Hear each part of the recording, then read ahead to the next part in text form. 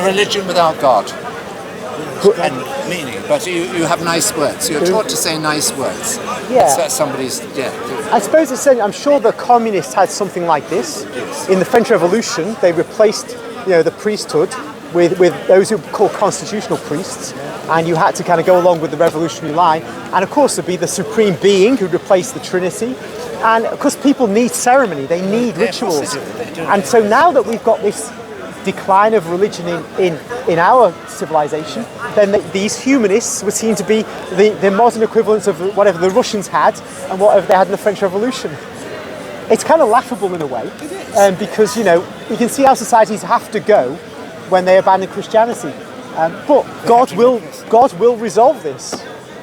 His instrument, remember in the Old Testament, his instrument was the pagan who was called the Christ, Cyrus the king. Well, the modern Cyrus might be Vladimir Putin or Xi Jinping.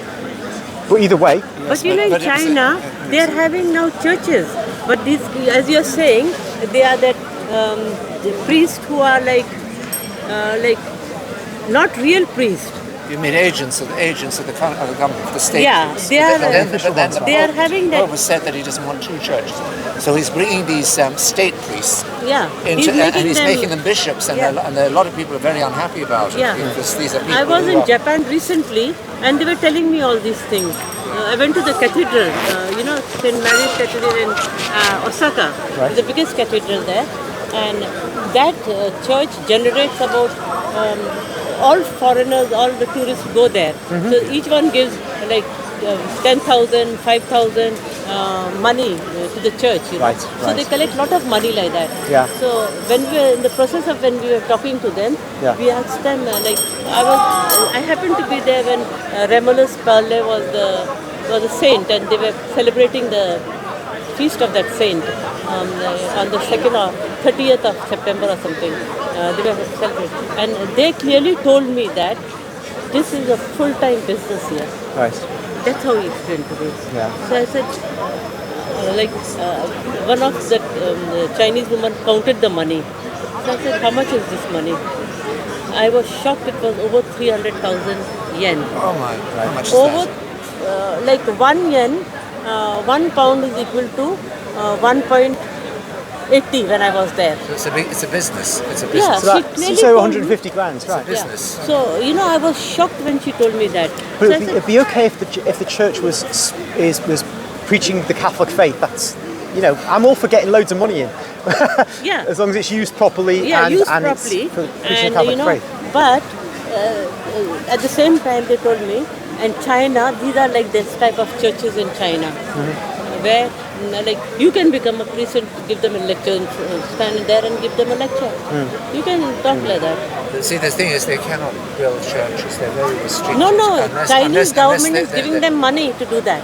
Unless they really are approved by the state. No, approved by the state. Yeah, the Chinese government giving them land in Shanghai. When clearly, one lady. They know who's going to the church. They don't want young people. It's for old people. And. But the Chinese Communist Party can't do anything about this. It's been growing for decades. It's not stopping, no matter what they do. It's the evangelicals and the house churches. They're growing. Ours is as well, though. And I think that despite all these measures, the Christianity is just booming in China. And the Chinese Communist Party will, in the end, be consumed by it. This is the work of God, the Holy Spirit. And it's unstoppable. It's the way the Roman Empire converted to Catholicism. It just is an impossible thing to stop. Once God decides he's moving in an area, that's it. Like South America in the 16th century, China now. And it's. I also think that there's always an element of persecution in the Christian life. There always has to be, and always will be. And we're not going to have a perfect society here ever. And really, where the problems have arisen is where there has been a misunderstanding on either parties, whether it's the church or the state, taking over the other's role. Sure. I mean, they have to be distinct. I think probably in America they've got it right, where they have the church and state are quite separate. Here, I mean, why did the church collapse in the middle of the 16th century at Henry VIII's Reformation? It just collapsed like a pack of cards. Why? you had these bishops suddenly renouncing their allegiance to the Pope. Well, I've got to be fair to the ancestors in that they basically there was the uprising in the north, which got crushed. Yeah, but Henry VIII cleverly, his ministers subverted it, promised negotiations. Because after all, Jane Seymour, I think, was queen at the time, a staunch Catholic girl.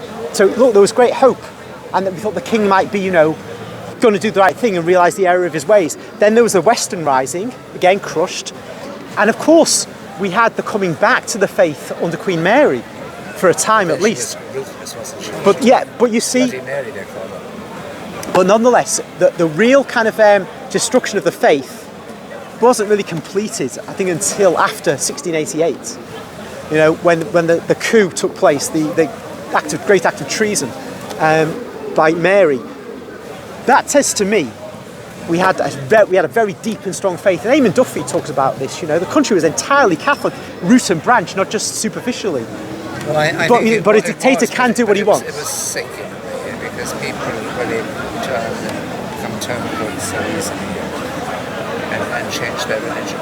You see, Eamon Duffy has a problem. He believes certainly that it was a very vibrant church, but the Protestants would say the church was sick. Okay. It was very, very sick, and it needed change, it needed revolution. And I tend to think the Protestants were right on that matter. Okay. That really Duffy is wrong. I think it was only waiting to just collapse, and the divorce thing and all that was just the trigger. Sure. It would have happened anyway, and it was a pitiful state. And not only here, of course, you see, Luther, of course, was ranting and raving about the morality of the clergy. Yes. And the immorality of the clergy and the superstitions around the indulgences and all this. It wasn't just here. No, it's fair enough. I mean, Savonarola, before Luther, was in Florence railing against what the popes were doing in Rome, and St. John Fisher, he railed against these problems as well. You had people like Leo X, and he was a cardinal when he was a boy. Now, this is the guy who actually became pope, who was pope during the time of Luther. And actually, your predecessor here, what was his name? The great Australian lay theologian. What was his name? Oh, Frank Sheed. Frank Sheed. Frank Sheed wrote about him, about Leo X, and he said that Leo X, when he became pope, he said, God has given me the papacy, and now I'm going to enjoy it. And then Frank Sheed then comments, yes, and part of that enjoyment was Martin Luther. What he meant was that he was totally out of his depth. He had to face Luther, he had to confront Luther, and he was totally inept through his loose living and through his life. Totally inept. That's why Luther was able to. But when you look at, like, saying, as you're quite right, church needed reform, but it's periodically needed reform. We had the Franciscans because of that. Constantly needs reform. Yeah, but we had all Christians need to be reformed. But constantly. That's why we have Lent every year. But we must remember, though, God gave us the Franciscans, He gave us the Dominicans. He would have given us reform, but what happens is, in England, you get the reform of the Protestants, and then within 150 years, it's a de-Christianised country, pretty much. The great enthusiasm of these... Look at Belgium, look at the way look at Ireland. I mean, they didn't have those Protestant movements. And look how Christianity, Catholic Christianity is completely... But we remember, though... collapsed. Yes, but then Ireland was deeply Catholic until the 1970s, whereas Germany, the Protestant parts of Germany, ceased to be Christian very early on. What about Belgium? I don't know about Belgium. I'm just talking about, the Catholic country... collapsed there. They don't even count the number of people who go to Mass on Sundays because there's less than 10. They have to give the monthly count. What I mean is, the Protestant solution is not a solution. Christianity was lost faster in the countries that went Protestant than the countries that stayed Catholic. We need reform because, as you've said, there are countries like Ireland where it collapsed, and Belgium, and here. That's an argument for reform, as you've rightly said, a constant reform. But specific reforms happen by the grace of God when He decides it's the time. And when people pray enough as well, but not through a Lutheran revolt. So for instance, a division. Yes. He was asked to rebuild Yes. by church. Yes. And he first interpreted that as rebuilding the church. Yes. So down the Iron Cross. I've been there. Have you been there? We understood it. No, my mum.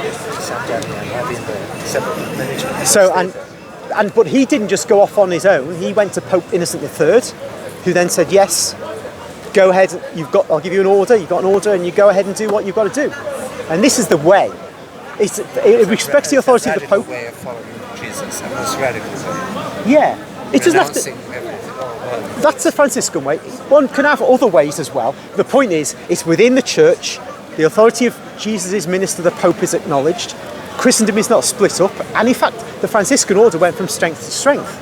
But whereas the Protestant system, broke up after his death. this is true. Yeah, there are all these. Yeah, of course, because Francis wasn't a practical leader.